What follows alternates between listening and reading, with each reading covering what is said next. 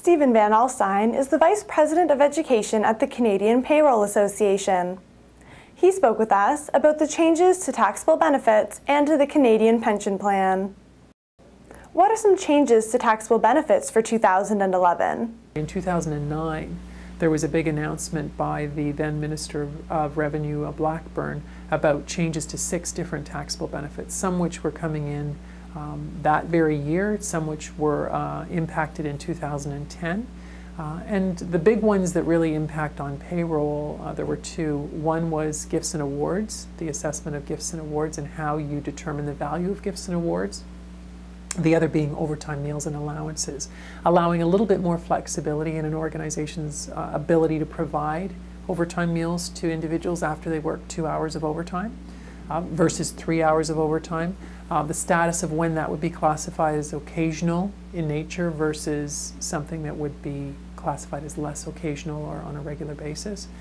And so the status of those was changed to be more realistic for the practitioner to be able to assess those and administer those more efficiently.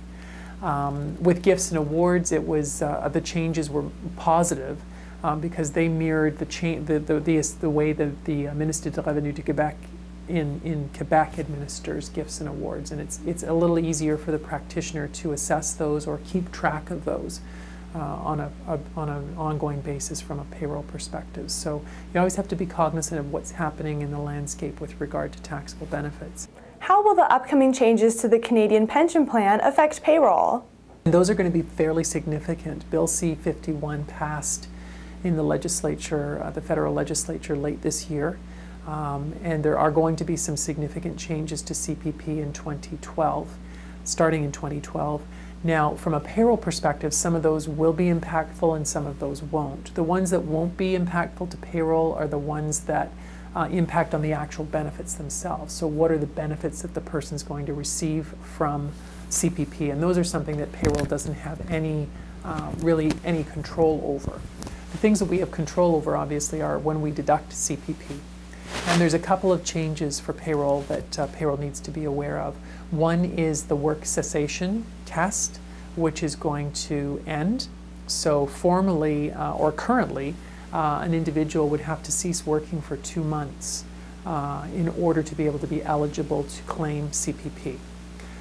That work cessation test is going to end. So an individual won't necessarily have to stop working for 2 months in order to receive CPP, because what was happening is some people were ceasing work for 2 months, applying for CPP, getting it, and then going back to work.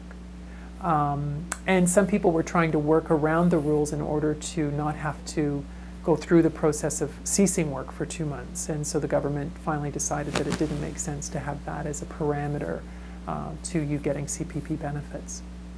The other one is mandatory requirement for CPP deductions between age 60 and 65 if you are in receipt of CPP benefits and you are still working. So it will be mandatory for deductions for CPP to continue during that period. After age 65, if somebody is still working, they can voluntarily still continue to have CPP deducted, and if they do, then the employer would have to match those deductions like they currently do if CPP is deducted. The reason why an employee might want to do that is because it could potentially give them better benefits, better CPP benefits. So that's pretty significant in terms of a change.